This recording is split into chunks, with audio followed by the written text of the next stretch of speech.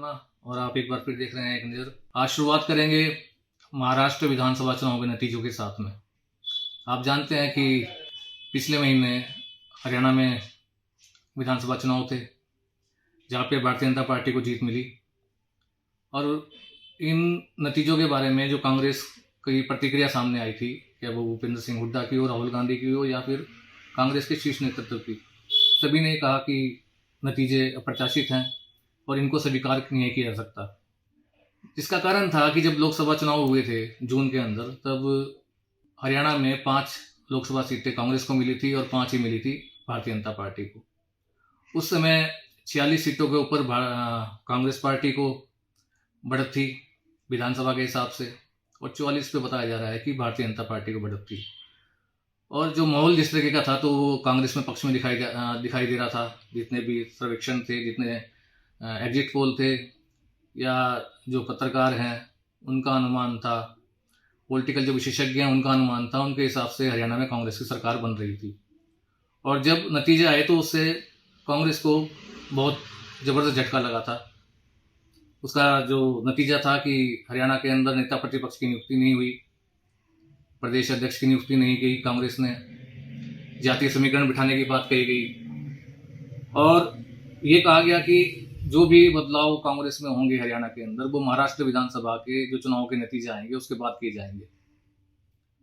बड़े सवाल उठे, लेकिन कांग्रेस ने चुप्पी साध के रखी और अंदर खाने से कहीं आवाज़ आती रही कि जो भी परिवर्तन देखने को हरियाणा में मिलेगा कांग्रेस के अंदर, वो महाराष्ट्र विधानसभा के नतीजे आने के बाद होगा।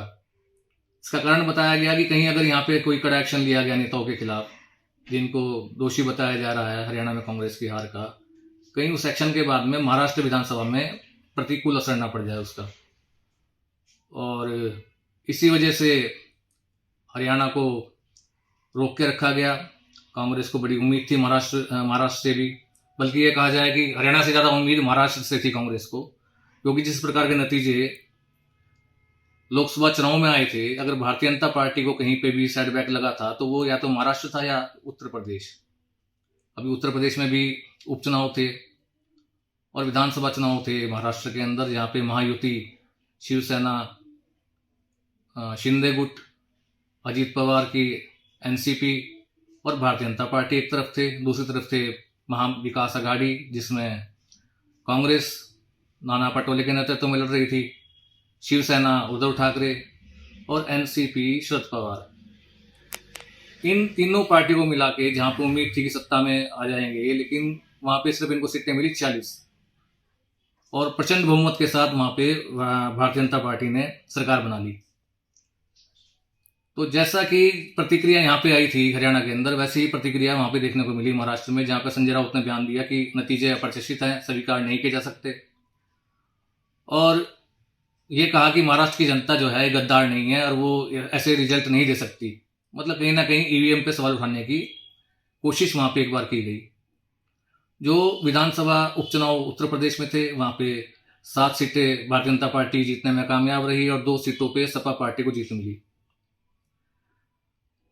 एक लोकसभा सीट है वहाँ पे नांदेड़ महाराष्ट्र के अंदर, तो उसको मुद्दा बना के अब कांग्रेस पार्टी जो है अपनी जीत को, जो वहाँ पे उनको जीत मिली है नांदेड़ में, और उन्होंने जो एक नज़दीकी मुकाबले के अंदर भारतीय जनता पार्टी को हरा दिया वहाँ पे, तो वहाँ पे एक बड़ी आश्चर्यजनक स्थिति देखने को मिल रही है। जो वहाँ पे लोकसभा का उपचुनाव था जहाँ पे 1485 वोटों से कांग्रेस पार्टी ने भारतीय जनता पार्टी को हरा दिया। और अगर बात करें उसी लोकसभा क्षेत्र की विधानसभा की, तो विधानसभा में जो नतीजे आए हैं, सभी जो 6 विधानसभा सीटें आती हैं नांदेड़ में, विधानसभा के अंदर भारतीय जनता पार्टी को वोट मिले 6,12,062, और अगर इसको हम लोकसभा में देखेंगे तो वोट का वो है 4,27,465, लगभग 1.5 लाख के करीब का अंतर यहाँ देखा जा रहा है। तो इसका मतलब ये है कि या तो जो वहाँ का लोकल नेतृत्व था महाराष्ट्र का, जो इतनी प्रचंड जीत भारतीय जनता पार्टी को मिली है, तो कहीं ना कहीं वो जो लोकल नेतृत्व है उसके ऊपर विश्वास जताया जो महाराष्ट्र की जनता थी, और लोकसभा की बात करें तो जो प्रधानमंत्री नरेंद्र मोदी का जादू बताया जाता है कि नरेंद्र मोदी के चेहरे पर जीत मिली है, तो ये तो इससे साबित होता है कि नरेंद्र मोदी को तो नकार दिया महाराष्ट्र की जनता ने। अगर लोकसभा चुनाव के अंदर 1.5 लाख का अंतर आ रहा है विधानसभा के मुकाबले में, तो कहीं ना कहीं ये सेटबैक है केंद्र सरकार के लिए, नरेंद्र मोदी के लिए।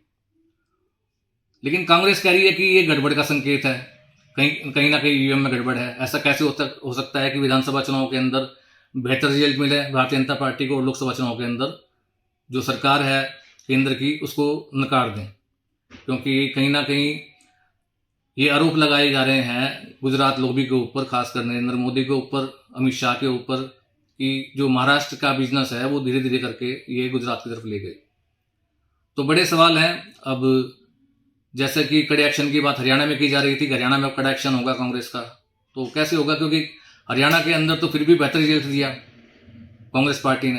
अगर कहीं ना कहीं 37 सीटें मिली हैं और जो वोट प्रतिशत था वो 0.89% प्रतिशत था दोनों पार्टियों के अंदर, मतलब लगभग बराबरी का वोट था। लेकिन सीटें जो कन्वर्ट हो गई उसके अंदर वो 37 मिली कांग्रेस को और 49 मिली भारतीय जनता पार्टी को।